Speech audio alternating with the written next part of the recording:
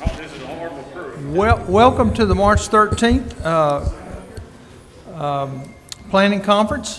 Where's Dana at? We're all scattered out. There we are, right in the middle. Do we have any speakers? Good morning, Commissioners. Yes, we have one speaker for March the 19th, and that is Stephen Nodine. Mr. Nodine. Good morning. My name is Stephen Nodine at 310 Dolphin Street. We certainly understand the magnitude of what is going on with the coronavirus and appreciate the County Commission, City of Mobile, and the Mobile Health Board trying to bend the curve and not risk any exposure as we can. But the actions taken yesterday by Bert Eichhold, the Mobile Health Officer, certainly gives us pause for concern. One, as reading the statute, the President of the County Commission is the President of the County Health Board. I spoke with the Association of County Commissioners today, obviously researching whether or not an Attorney General's opinion, and I asked Jay Ross this morning on the phone possibly to get an Attorney General's opinion clarifying that action. Shutting down the businesses and bars totally is going to be devastating, not only to the economy, but also to tax revenue that comes in with the county. Obviously, the citizens' health and safety is first and foremost, but I respectfully ask the County Commission to rescind the Health Board's decision, allow us to implement a 50% rule, just as in the state of Florida is doing, with spacing, to allow these bars and restaurants to continue to do business, pay their employees, and hopefully continue to do what is right, and that is to wash your hands, do not interact with elderly people. I have not done that since I spoke to Jay Ross today. Come on, y'all. I get it. The world's not going to end. But we do certainly believe that this is the most serious issue that we face. But shutting down totally, as I attended the press conference yesterday and could not get an answer on what the statute was until I spoke to the attorney of the Health Board, who then told me his time was done for the day, which really concerned me also. I would think that our times are 24/7 at this juncture. This is a serious matter, and there are people, 75% of our hospitality industry are single-family mothers that have to support children, and revenue has to continue to come in for them. Can't wait on the government to talk about a stimulus package. Can't do this. And I think this is a fair compromise, just as the state of Florida, which has a much denser population than we have. So I respectfully ask you to rescind that health care order. Ask us to implement stringent situations within bars and restaurants to allow them to stay open and to have revenue continue to come in both to the city and the county and continue. The worst health care you're going to have is a bunch of people that can't pay their bills, that can't pay their rent, can't feed their children. And you make it a unilateral decision like that. Commissioner Carl, I commend you and appreciate your talk yesterday with the mayor. They were not in conjunction with the healthcare officer, and I think a little more time and issue should have been done to resolve this matter.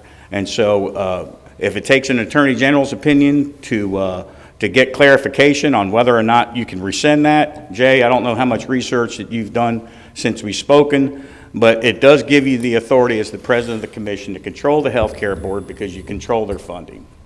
Okay. Jay, what's your opinion?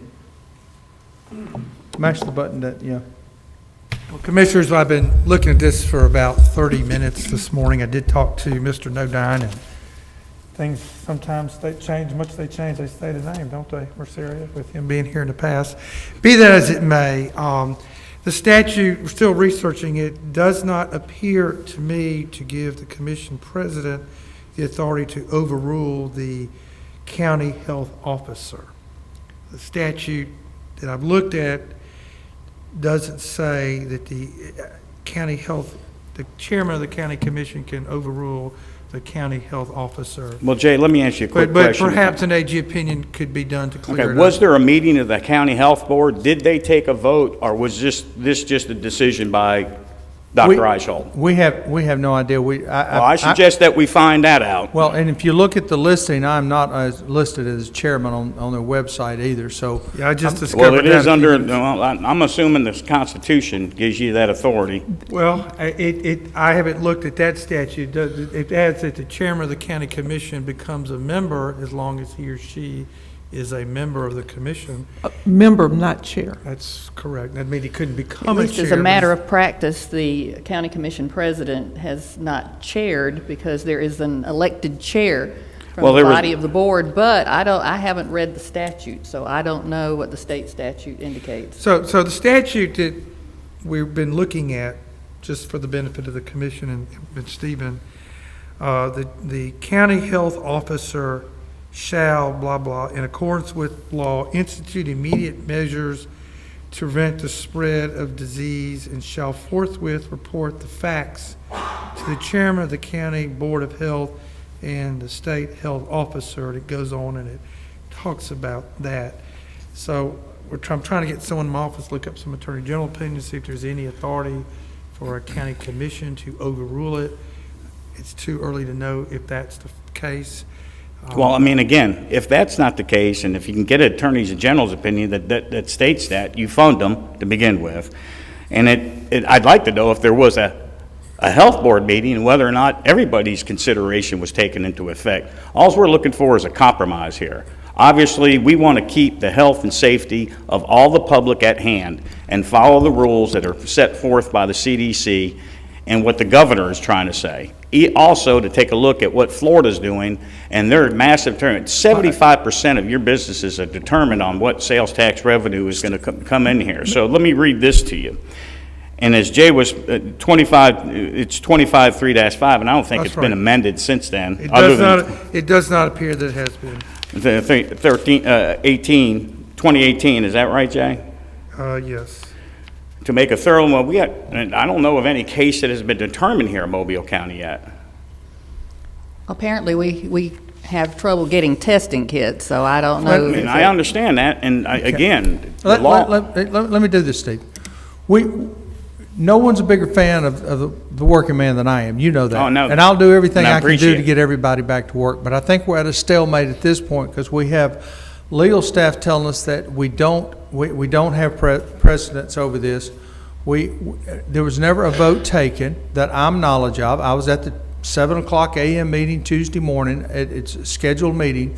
No vote was taken then. I'm not aware of any vote. I think it was a judgment call on Dr. Eichel, purely on his judgment call, and that's And I appreciate his concern and Yeah. everything. That's not, I would just There's like not to- clarification on that, and maybe you can go back, Commissioner Carl, and work a compromise to allow us to stay open with 50% seating, open seating. A lot of our businesses are open seating outside also. The mayor and I were on the phone with him quite extensively yesterday, and I don't want to talk about those conversations, but it was originally the bars and restaurants were to be closed, period. And it was altered and changed by him, by his, Dr. Eichel's own judgment, to allow the pickup and delivery of food. So that was a compromise there, in my opinion. Well, we're still not giving up. I understand these working mothers especially, and I understand they're working for tips.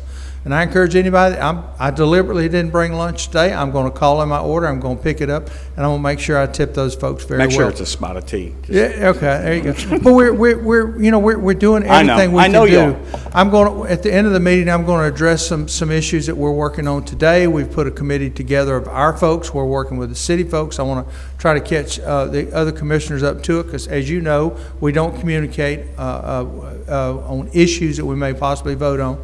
So I will give you some explanations at the end of this and where we're going. But I promise you, we won't let it lie. And I know you won't let it lie. No. And I've asked Jay to run it as far as we can run it, but if we can't do anything, if we can make, how quick could we get a judgment call from Marshall? Well, if the commission wanted to ask for an opinion, we would have to have a vote to request an attorney general opinion on the subject. It could go out as early as today, and as quick as it took the attorney general to do it is when we get. He could do it in 2 days if he wanted to. It'd take him 3 months. It's up to him. And I don't have an issue with that, but the reality of our situation is Dr. Eichel has closed in-restaurant dining for a period of a week, and then it would be reevaluated. I think whatever we would do would likely take longer than a week. So I think the idea of trying to stay in communication with Dr. Eichel Yeah. and perhaps make the recommendation or suggestion to see if this would be feasible in his opinion, because he is a medical doctor, and this is I his agree with area of that. specialty, Yep, and we absolutely. certainly don't want to No. I mean, refute that. Right. Because we're not doctors here. But I think that if he would be willing to consider what you're suggesting at the end of a week, then perhaps that might be the direction we should go, as opposed to trying to overrule him at this point. Right, and again, my purpose is, I don't want to get involved in that. We have full confidence in what the government is trying to do, but we think it's best for compromise and allow businesses to help bend that curve as they're talking about. And if a compromise can be reached, you know, we're learning from all this, but certainly start looking at what Florida's doing, as they realize is that, yes, they want to protect the public from this, but they also realize is that we have to stay up. We cannot continue to just shut down every time we think that there's something massively going on. We did not do, and during Katrina, this is another point. During Katrina, as many of you know, as president of the county commission, it was an awful task that I had trying to either, and I believe Commissioner Ludgood, you were with us during Katrina, and Ivan. The deal is that it was very difficult. We were lucky because we were stuck between Pensacola and New Orleans, and everybody was coming here to shop, and the revenues went sky high. But there were situations down by La Battery, road closings. It's very, very hard to make these decisions. I just think more input from the private sector, working with the government, is going to be our best chance of surviving not only the virus itself, but also financially and tax-wise, is to continue the continuity of government. Because we're rapidly seeing, as you shut everything down, and look, people are still going to Walmart. What's the difference of people going to Walmart than somebody space seating at Heroes or Spotted Tea, or you know, I don't understand why we have there's two different things. So if we can reach a compromise and, you know, obviously follow the rules of what they're putting forth, and I have a deep respect for Dr. Eichel, and I know that he likes making decisions, but sometimes those decisions are made in haste, kind of like some old county commissioner that used to be before y'all. Thank y'all. Thank you. I think the concerns are valid. I think that it does warrant further conversation with our health director, and perhaps maybe some of these other options of dealing with social distancing in restaurants could be explored further, and hopefully, as you say, a compromise, if that would be in order, could be reached. Okay. Dina, any other speakers? No other speakers, Commissioners. Okay. Glenn?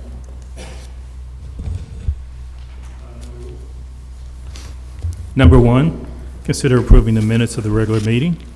Number 2, consider approving a list of claims. Number 3, consider holding public hearing, so any citizen of the county shall be given an opportunity to be heard. Number 4, consider approving appointment of Jackie Williams to serve as the member of the Board of Revenue for Mobile County Junk Control Ordinance, representing District 3, until a successor is appointed.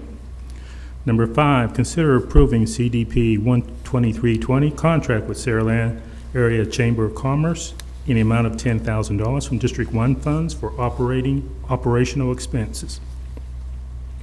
Number 6, consider approving contract with 100 Black Men of Greater Mobile in the amount of $25,000 from District 1 funds to support its scholarship program.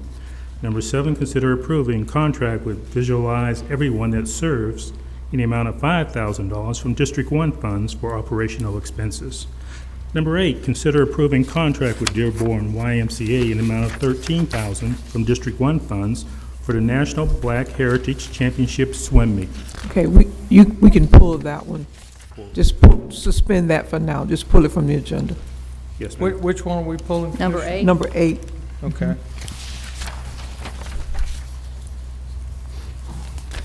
Okay, Number 9, consider approving contract with Mobile Medical Museum in an amount of $3,000 to be equally divided among District 1, District 2, and District 3 funds in the amount of $1,000 each to support the students' tours and educational programming.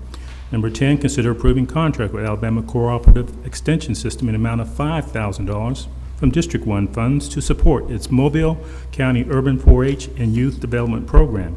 You can Number- pull that one too. Number 10, Number 10.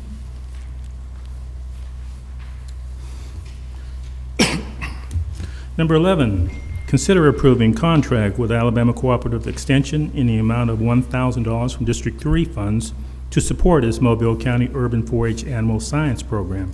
Number 12, consider approving contract with Grand Bay Middle School Parent Teachers Organization in the amount of $40,000 from District 3 funds for walkway canopies.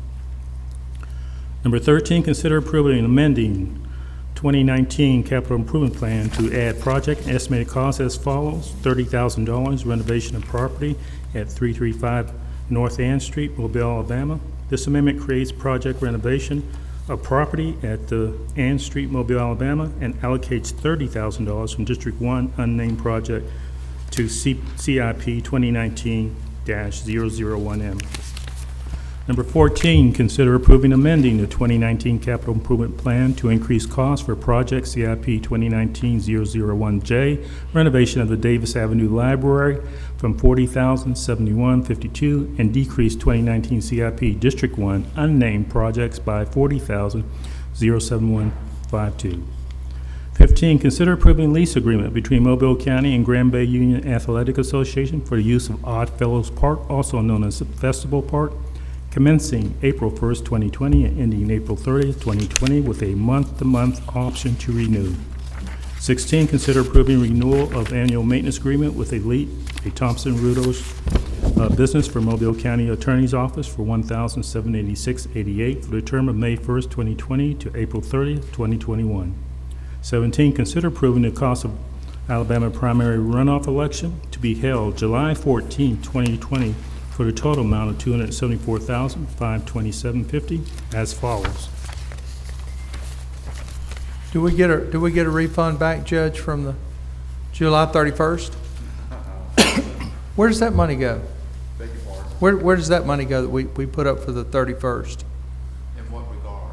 Well, and did we not vote on a similar package for the 31st to cover the election? No, this is it.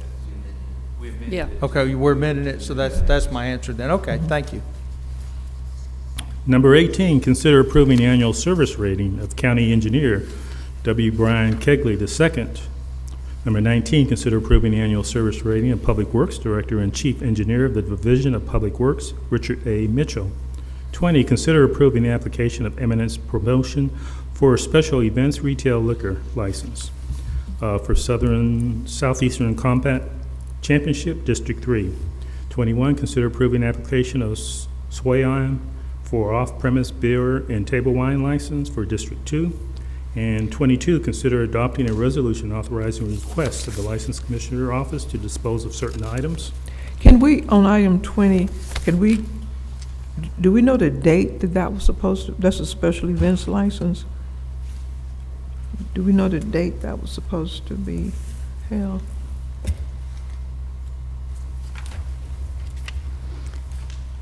If it's right away, it's more than likely been canceled.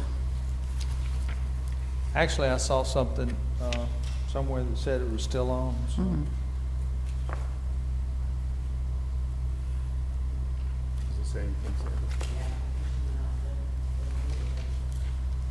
Doesn't give a date, you say? The application. It's not required to give a date?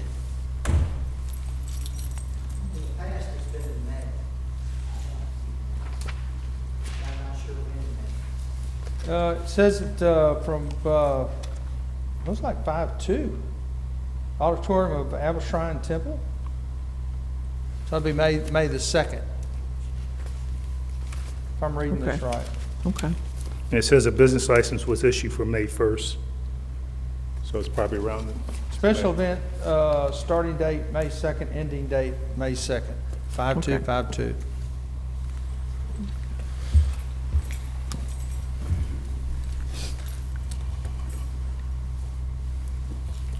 Okay? I think I left off at 20. I would not be surprised if that gets changed. Okay. I have no notification of that, though. We really don't know what the circumstances will be in early May, so Yeah. I think we would be safe to go ahead, but if the event needs to be canceled, then it's moot. Okay, 23, consider approving assignment to Mott McDonald for renovation of property at the 355 North Ann Street for professional services associated with the design, bidding, and construction of construction administration in the amount of $30,000.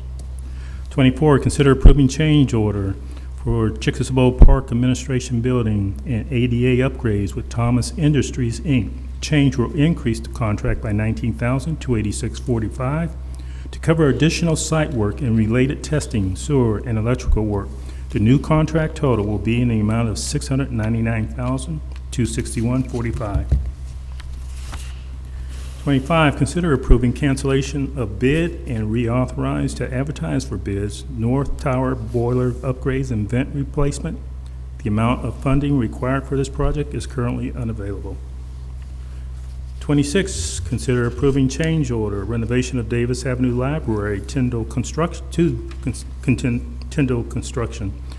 The change will increase the contract by $48,071.52 for plumbing repairs and unanticipated demolition of the ceiling.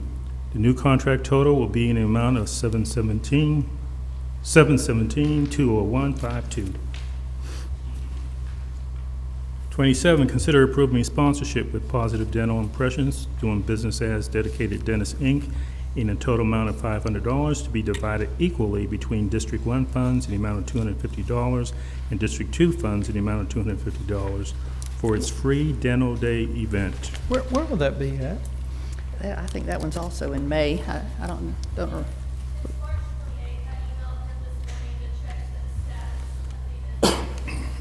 They're postponing it?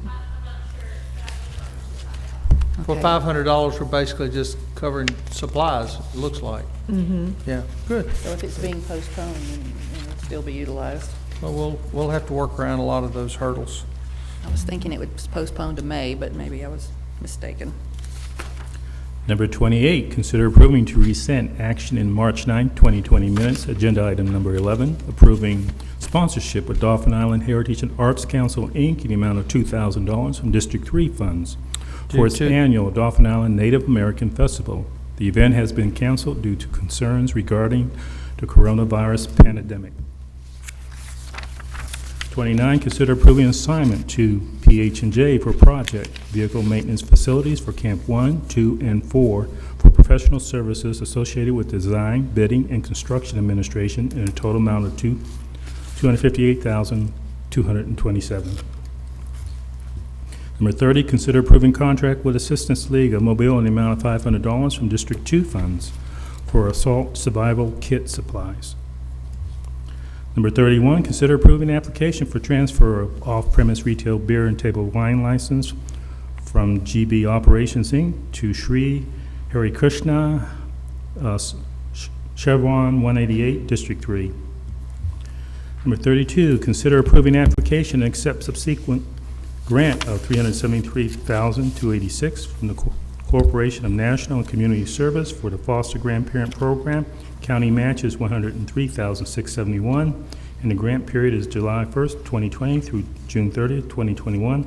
This is the second year of a 3-year performance period that began July 1st, 2019 through June 30th, 2022.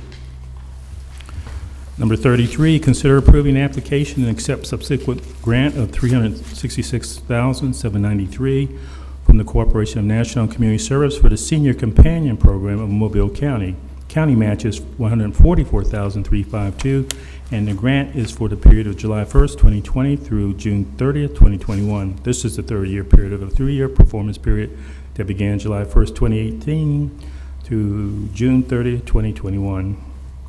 Number 34, consider approving the conditional real estate purchase agreement with JW Properties, Inc. for the purchase of real property located at Michael Square Shopping Center, located on Azalea Road and south of Michael Boulevard, and from March 23, 2020 through January 29, 2021, and to further authorize the County Commission President to execute conditional real estate purchase agreement and other such documents as are necessary related to the potential sale of said property. 35, consider approving a request of the Attorney General's opinion regarding if Mobile County is still responsible for the cost of transporting deceased bodies in incorporated as well as unincorporated areas of the county.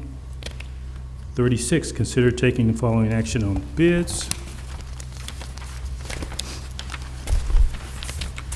37, consider approving renewal agreement with Terminex Commercial in the amount of $557 for the liquid defense system for termites for the James T. Strickland Youth Center. 38, consider approving renewal of agreement with GoDaddy.com in the amount of $599.99 for a 5-year SSL security certificate for Mobile County. And 39, consider approving lease agreement with Xerox Business Solutions Southeast in the amount of $143,018 per month for 36 months. Thank you. You're welcome. Mr. Keglin, you got something for us? Yes, Commissioners, good morning. Number 1, authorize advertisement of a request for statements of qualification from airport planning and engineering consultants to perform services for the next 5 years at the Jeremiah Denton Airport. Item 2, recommend awarding the bid for Pritchard Streets resurfacing to John G. Walton for their low bid. Item 3, recommend adopting resolution setting the following speed limits as listed. Item 4, recommend assigning a contract for professional geotechnical design and construction engineering services for our Cottage Hill Road and McFarland Road project to geotechnical engineering testing. Item 5, recommend authorizing the acquisition of the properties listed. Item 6, recommend approving cost of a flagger as required by Norfolk Southern Railroad for our bore underneath the railroad on Fiber Road. And Commissioners, if possible, could we get a vote on that this morning? We have a motion? So moved. Second. Thank you very much. Item 7, recommend assigning a contract for professional engineering services for Miracle Road to Speaks and Associates. Item 8 is a consider item. Consider accepting the report from the county engineer pertaining to the petition for private road, dirt road maintenance for Grand Farms Road West in accord with Act 2019-307. Item 9 is a consider item. Consider accepting the report from the county engineer pertaining to the petition for private road, dirt road maintenance for Ralph Latham Road in accord with Act 2019-307. Item 10 is a consider item. Consider accepting the report from the county engineer pertaining to the petition for private dirt road maintenance for Glenwood Farms Drive. Item 11, recommend approving amendment number 2 to the CE&I agreement with Neil Schaefer for our 2017 our 2017 TAP grant, our ADA compliant curb ramp project. Item 12. Can I slow you down here just a second? Yes, sir. Are you telling us number 8 and number 9 do qualify and you recommend it, but number 10 you're not? That is correct, Commissioner. Okay, thank you. Item 11, recommend approving the amendment to the CE&I agreement with Neil Schaefer. Okay, I just read that one. Okay, item 12, recommend approving final plat of Kings Branch Subdivision Phase 2, Unit 3, and accept the roads in the subdivision for maintenance. Item 13 is a consider item. Consider waiving section 4.23 of the subdivision regulations and approving the preliminary and final plat of the resub of lots 11 and 12 Bay Harbor, and that is in Commission District 3. And Commissioners, we don't have a problem with that because they're just adjusting a property line in between two existing lots. Okay, thank you. Item 14, recommend awarding the bid for Glenway Drive to Southern Land Development for their low bid. And item 15, recommend assigning a contract for professional engineering design services for our Three Notch Road project to Michael Baker International Incorporated. Commissioners, this is one of our 2018 pay-as-you-goes that we had previously assigned to Burt Klein Peter.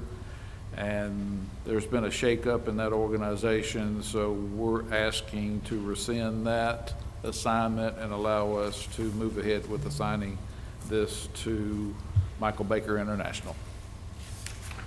And that Okay. is it. All right. Commissioners, do y'all have anything you want to talk about or add, or? I do. Sure, by all means. I think there was some confusion or misinformation, Commissioners, that allowed the, at the emergency call meeting on Monday, that allowed the infectious disease pandemic policy to be placed on the agenda and approved. I had notified the administration that I had some substantive changes and some edits that I would like to include, and was not told that it would be on the agenda, and was not aware until I actually watched the meeting. And I would recommend that that I be allowed to meet with the administration and our officials and make these recommendations, which of course would be brought, since it's already been approved, but would be brought back up potentially to rescind what we have already approved and look at making some additional changes. And this is for clarification. It was, I think it was written very quickly. It was written on Thursday. It was approved on Monday and really had not received a lot of introspection as far as what each section of the policy included and what the ramifications could possibly be, and also does not break down with any specificity what each level of precautionary reaction would be by the county. And I would like for us to have an opportunity to include some of that information, and I have some suggestions, some recommendations to make on that.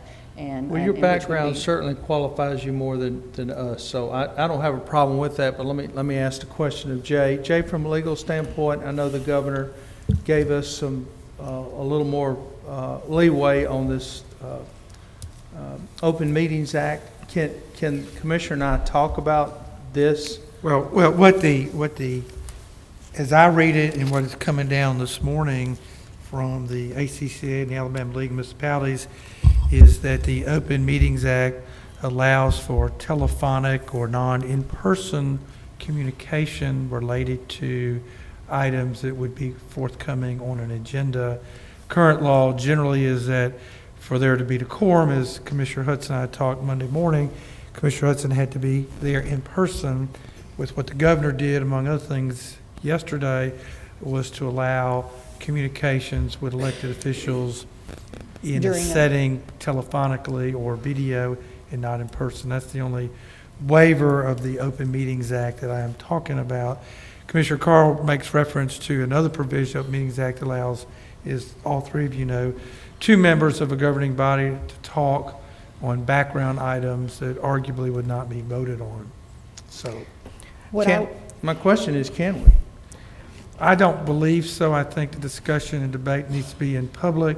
Although if someone or more of you are not here, you could participate telephonically. What I would recommend is after this meeting this morning, I'd like to meet with Glenn and Eddie and Jay and Donna and Tim potentially as well, and go over some of these substantive changes that I think need to be included if we're going to have a comprehensive policy that that we can follow, that doesn't offer ambiguity to not only our county departments, but our other elected agencies that are looking to us for direction. Well, share that with them, and they'll share it with me, and then we'll figure out where we're going to go with it. But I would appreciate your input, Certainly. obviously.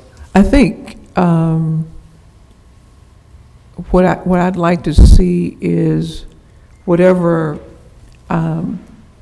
Commissioner Hudson wants to be presented in a meeting where we would consider amending the policy to reflect whatever. I don't see, I'm not sure why we would have, The problem we have here is everything's changing so fast, and everything's going to be amended, everything's going to be changed, Commissioner. I don't have the answers. If anyone claims to have the answers to where we're going with this, I mean, they're foolishly misleading us. I do have some information I'm going to share here in a few minutes, and try to be brief as to what we have done over the last 4 or 5 days and what has actually transpired since Thursday, I've lost track of days.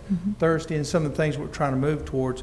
But without seeing what you're talking about, I mean, I couldn't comment on it one way or the Right. other. I had asked prior to that being placed on the agenda for an opportunity to make recommendations, and for whatever reason, there was, I guess, some confusion that It was a allowed it to go confusing forward. So I meeting. did not have any input, and I think I had some substantive issues that I wanted to address, that I would appreciate that opportunity, and I think it would improve and help provide more direction for not only our staff, but our other agencies Okay. as well. The only thing I'll really caution us on is we have a staff that's trying to serve 3 masters, and it's hard to do that, and they're stuck in between us quite frequently. So we've got to have a single person that they can look to make the last decisions. I would love to look at your stuff. I personally don't want to change that person, that one person that they can focus on and take leadership from. I'm sorry you weren't here. If you'd have been here, we could have had an open discussion. But at this point, I mean, all I can do to appease what you're asking, which is let's look and see what you've got. Right. Well, ultimately, I'll present this to the administration. It will be, I want it to come forward as an amendment, and then it's ultimately the decision of the commission, the majority, to Okay. either support it or All not. right. Yeah, sure. Okay. Anything else? only thing I would say, when I start getting calls at 7:30 Monday morning saying, Commissioner Hudson says we need to meet. And that we need to have an emergency meeting. And I took that as that there was whatever urgency there was that you were communicating to staff, that we would act on that. That really, so the rush to it was really based on trying to honor your request that we do that. I So, understand, but the discussion about the policy being on that agenda was never discussed. And I think the important point in having that meeting and declaring a state of emergency was to put our departments and other agencies on notice that if we took steps to close public access offices and departments, those employees who are directly interfacing with the public, it gave us direction, put us in a position that we would take those kind of actions. And Well- so that was the reason for doing that. and I think that's where the miscommunication was, because I guess I felt like if we were going to declare a state of emergency, we needed to be able to define what that meant and be able to give what is going to change as a result of this, and without doing the policy or something, then we were just saying we're declaring a state of emergency, period, with no direction on what that means. Well, it was also to authorize the administration to be able to curtail activities, office activities with those departments that directly interface with the public. Those were the two things. Those were the two things that I had requested be on the agenda: the state of emergency declaration and the authorization for the administration to be able to close or curtail those departmental functions where people have direct communication with the public. That was all at that point. Now, yes, I believe we do, absolutely, we need a policy, but I think we need a well-thought-out policy that can be easily followed and breaks down precautionary steps, because this is a one-size-fits-all, that basically what's been approved. And I think that there are steps, and business and industry, they handle it that way as well. They break it down into steps, and it depends on the level of risk and what's happening with the, and it may be fluid. It may go from one level to the next, but still, it gives direction to our departments as well as these other agencies of what level, what we need to be doing at that particular level. Can we look at it before we? Sure, Okay. sure. I I'm going to would like meet to with see- them, okay. and we'll give that information, and then certainly All I right. will Well, request that they meet with the both of you. Let me catch you two up on what we've been doing. The staff spent the weekend putting information together. They gave us recommendations. Yesterday, we got with the city. We're trying to combine efforts with the city.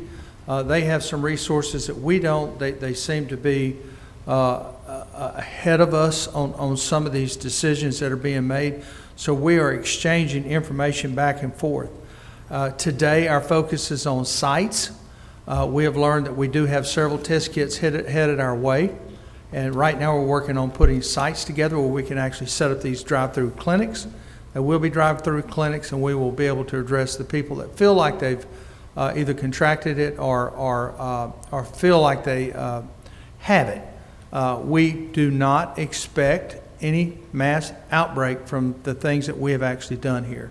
So I think our precautionary measures so far have been measured and calculated as best we can. I don't agree with all of them, but you know what? I don't have the answers either. But we as the county, we're working very closely with the cities, and we encourage all the cities to join forces with us. I mean, I'm living on the telephone in dealing with this. So we're dealing with sites, we're dealing with the test kits themselves, and the protocol that we're actually talking about is being actually put together by some very smart people, and not to say that what we passed was put together by those people. But we do have some protocols that are being designed and put together by people that know a whole lot more than we do. So where the test kits coming? What the government did, what the president did is the test kits historically have always come from the government. Now the government, so I understand the president has torn the wall down where private companies can actually use their test kits.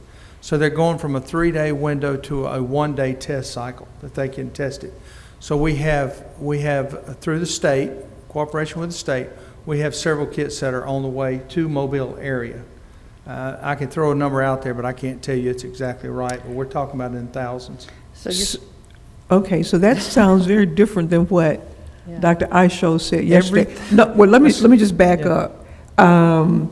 The drive-through clinic and the testing and all that is not our role. So I hope that nobody But is it's not our overstepping. role, but we have the connection of the sites. For example, I'm gonna need y'all's help on this. This is where this is crucial. I'm trying to think of one that's in your district. Let's just use Bryan High School. We've got to go through the Board of Health and see if we can actually, because it's a huge parking lot. It's in the south part of the county. It would be perfect for a drive-through. The north part of the county, I'm not familiar with Creola. I'm not familiar with Satsuma or Saleland or even Pritchard as far as large parking facilities, because we have to row these cars in here. So all of this is so preliminary. I mean, it's so early that we really don't even need to be talking about it in a public fashion. But Well, you brought it up. no, I are understand you talking that. about the testing would be done by private laboratories? The Is that what you're test kits saying? are coming from The test private- kits are coming, yes. but who's performing the test? I think the private laboratories will be performing. I think that's what the president actually took down the wall to. Because I know at our local hospitals, we've got testing sites already set up outside Right. of emergency rooms and what have you. So that, you're saying those won't be utilized. It will be drive-through with private laboratories. No, it is the kits. It's the kits are coming from private companies instead of from the government. And I don't know who's going to, again, I don't know what the next step is. All this is coming together moment by moment. Okay. So, but the city and the county, I just want people to understand, we are working diligently. The last phone call last night was about 11:15. The first one this morning was a little after 6 o'clock. So we're working, trying to put this stuff together and respond best we can to stuff just like Nodine was talking about, Steve Nodine was talking about. We're trying to put a better plan together. With that said, I would like to offer a positive spin on something here. We have a lot of employees that are exposed, or we feel like could possibly be exposed. Let me rephrase that. So we're going to pull them back. We're trying to get them out of the line of fire.